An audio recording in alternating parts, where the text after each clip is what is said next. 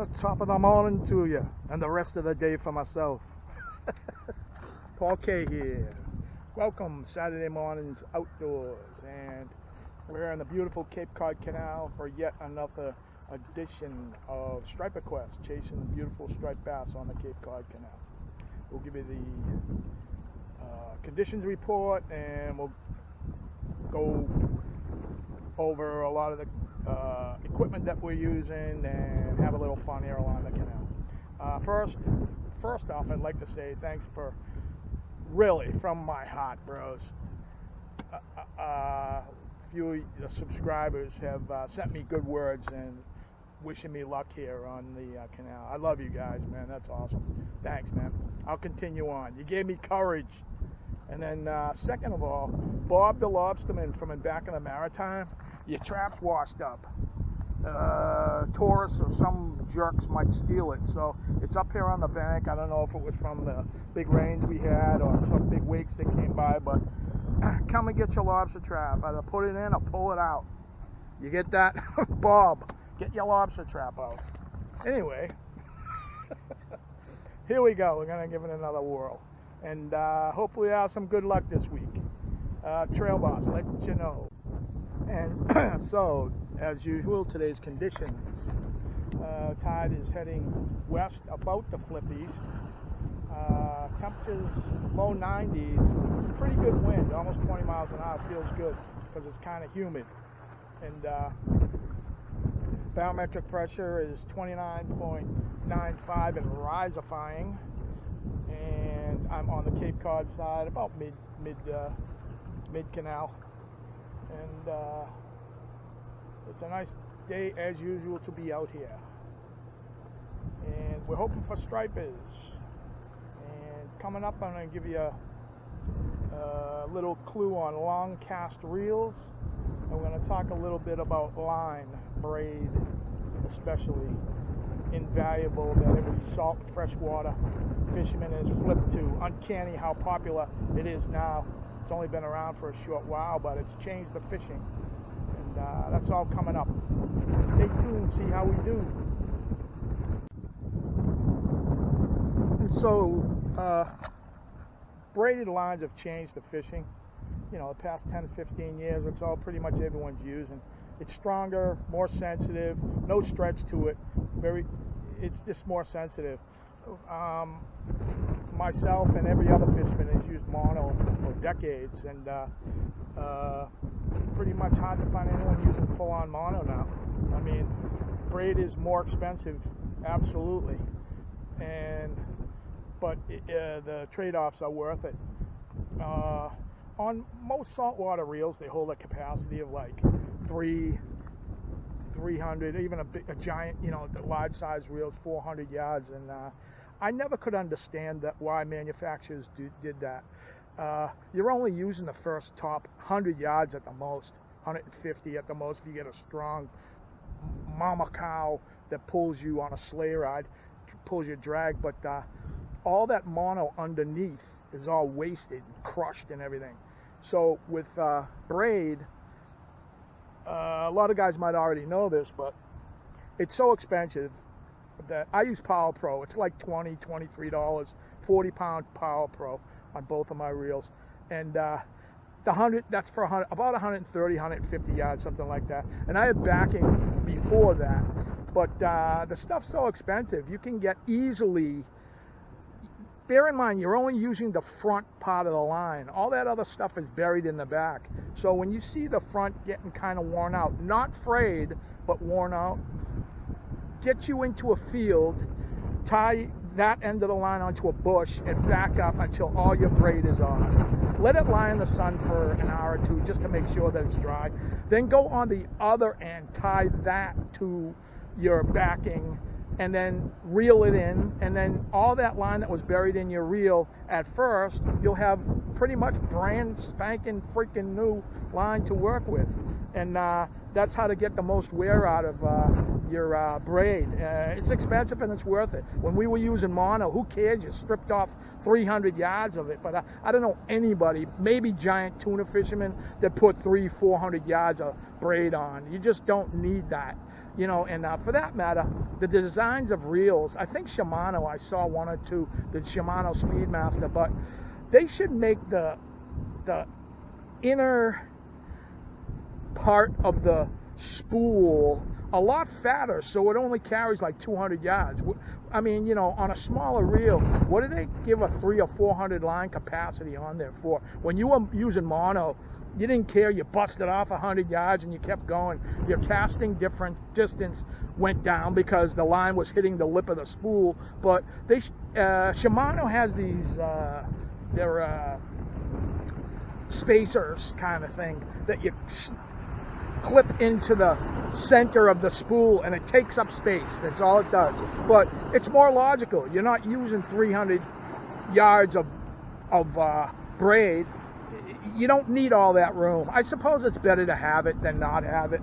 You know, they should all include those clips that take up space, because no one puts 400 yards of braid on surf casting, as far as I know. I mean, you know, if there are guys that are putting 400 yards on, they're expecting to catch maybe giant shark or something. Let me know where you're at, will you?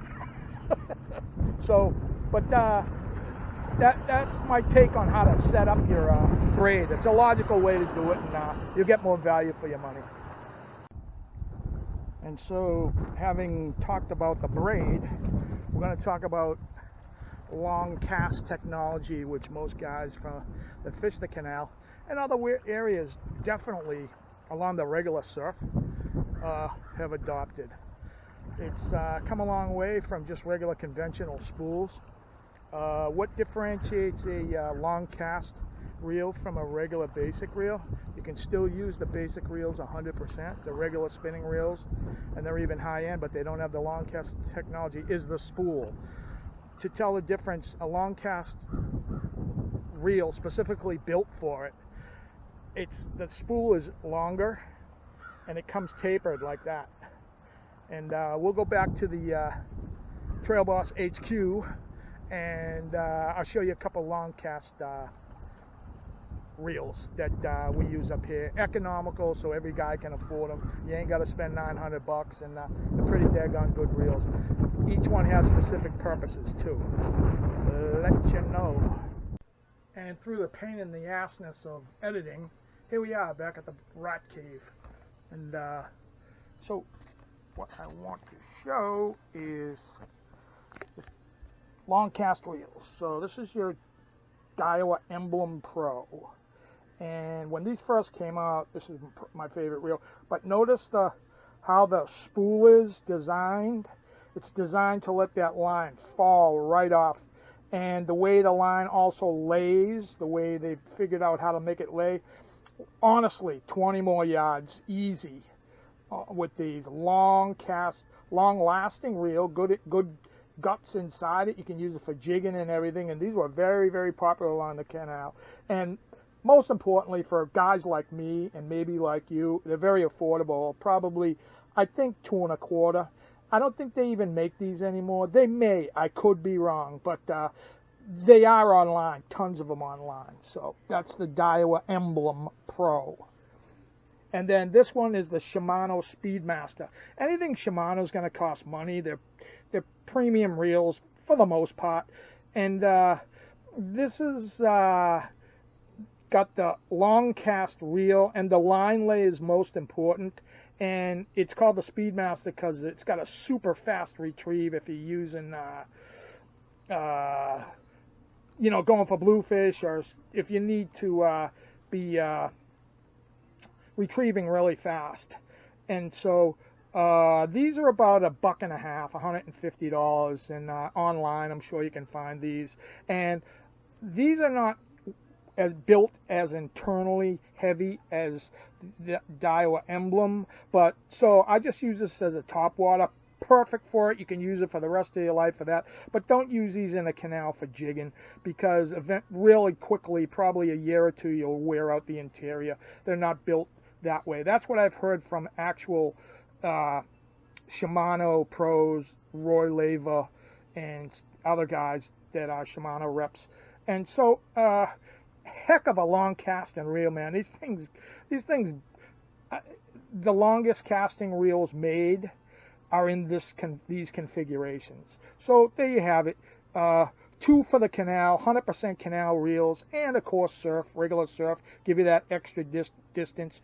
Why would you not want the extra distance? So if you're going to buy a reel for a couple $100, you might as well get the long cast, and that's what these are for. Regular surf, and of course the canal. These are proven canal reels. But okay, back to the canal. So as you can see back here at the canal, that some good choices and reasonable amount of money for what you get. Those are lifetime reels. You take care of them, as most reels are. You just take care of them and stuff. But and it just depends on how much green you got in your wallet. You know, I mean, you can come down here with the Stellas and the, you know, there are many other more expensive. And but the cheapest long cast you're gonna find, I think that there's one. I think it's called Cat King. It's not built for the canal. You could probably use it, but they're about $60. You gotta buy them online. But that's the cheapest of the cheap. If it's $60, you get what you pay for. I don't know how the drag's gonna be, and but I think they're used for big old catfish down south and in the Midwest and whatever. But generally, $1.50, $200 will get you either the Shimano or the Daiwa, and those are really good reels. And like I mentioned back at home, the Shimano, the internal gears, it's a plugging reel. It doesn't have the internal guts for jigging. But the Daiwa Emblem, that is when that first came out, everyone had those down here before the Stellas and all that. That was a great reel. I still use mine today, and that's, if you can find them, you probably got to go online for both of these. They sell out quick, and they really, really work. You gain distance. You'll gain at least 15 yards, and that makes a difference here at the canal. And why not have it? You know, for an extra $25 or $50, you have that long cast ability. Even in freshwater on the smaller reels, why not have the ability to cast that extra distance, you know? And also the Shimano Speedmaster, it's called the Speedmaster because the gear ratio cranks. You know, if you're running lures for bluefish, it really's got a lot of speed, hence the name Speedmaster. But I use it for the top water, primarily for walking the dog or poppers and stuff like that when the fish are feeding on top. And I plan on doing that kind of fishing. But 2 good reels. Get them while they're hot.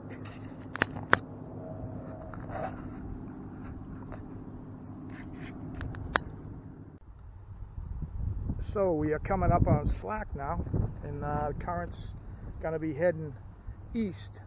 And surprising lack of not only stripers this year, but just regular ground fish or smaller fish like scup and blackfish. And we'll see what comes with this slack tide.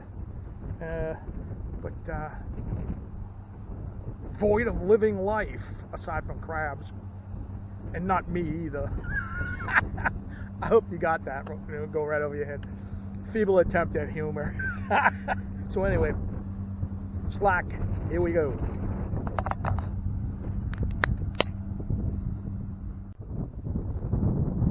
So here it is.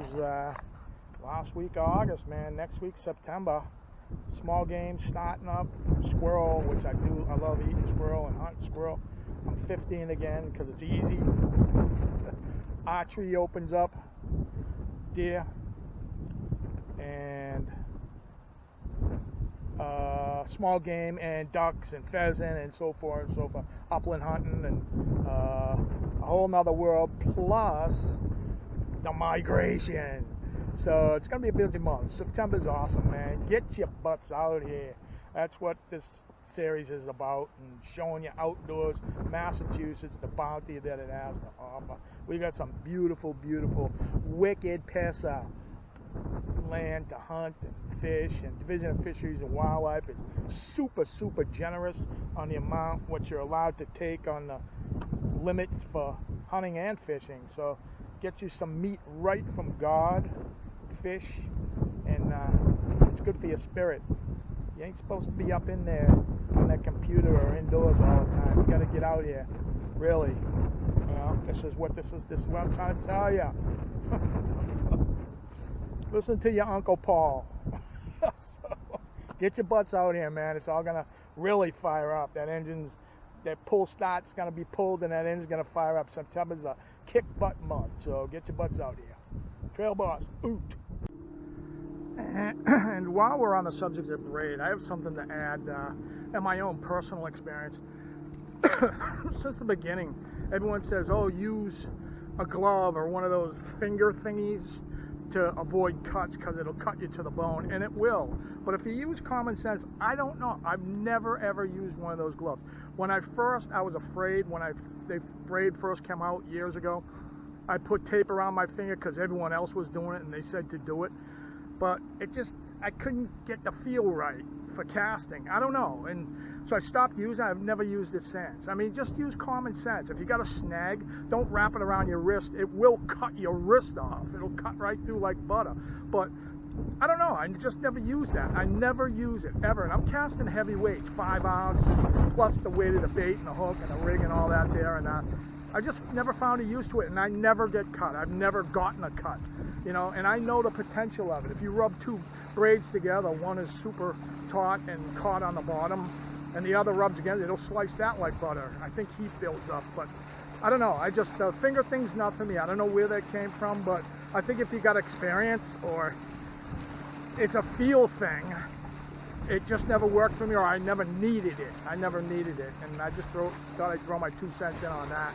And maybe you guys are the same.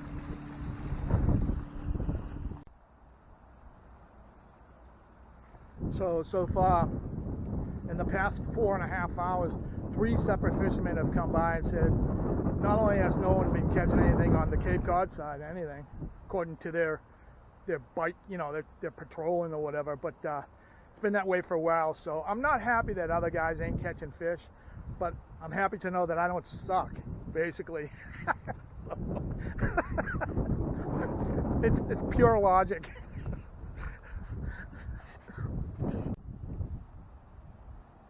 So if in the news the next week or two, some giant science fiction sized Godzilla sized crabs come up and invade Bourne or Saggy, that'd be me the past couple of weeks feeding them all my bait.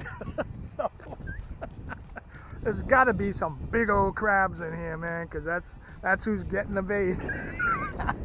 Godzilla! Believe it or not, fish on.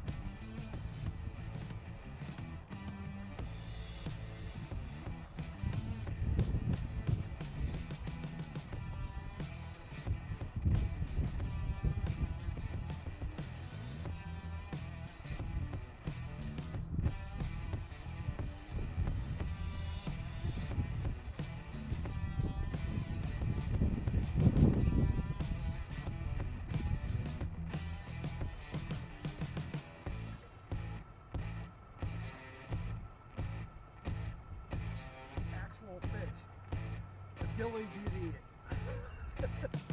Undersized black sea bass, that best eating fish out there. Let them go.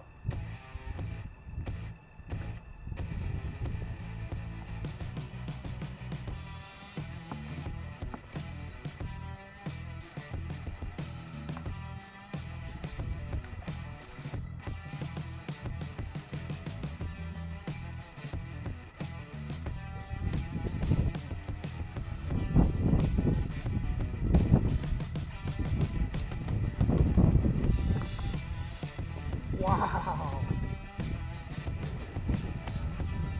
So, running out of bait again. And I bring a lot of bait. Like I say, them crabs are Godzilla size now, but, well, we got a undersized black sea bass, and that's good news. At least it's swimming. And so this will wrap up another edition. Put my time in. I feel all refreshed, and I got see some beauty here. Wonderful Cod Canal. So thank you guys for coming along. And if you like, subscribe, comment, and you know what to do. So I'll be here yet again next week for another full recharge, and hopefully we'll be able to get something bigger than a small black sea bass, but I am totally grateful for that. And so tune in next week. And thanks for watching, guys. And see you next week. Same rat time, same rat channel. See ya.